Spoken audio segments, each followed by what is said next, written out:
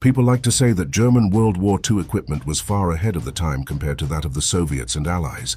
Is this true? In some fields, yes. In others, the opposite is true. A clear example of German advanced equipment was the V1 and V2, the first functional cruise and ballistic missiles. However, they weren't accurate enough to justify their costs and payload. They were ahead, but they were a bad idea. A commonly used example is the Me-262 jet.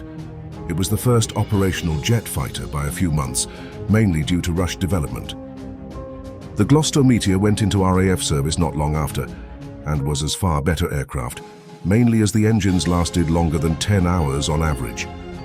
It was first used to shoot down V-1S and train bomber crews on how to react to jet fighters. Saying the Me-262 was far ahead of the Allies simply isn't true. They were roughly tied. As for technologies where the Allies were ahead, proximity fuses are a good example. But this stuff is more important. That is platinum group catalyst grid.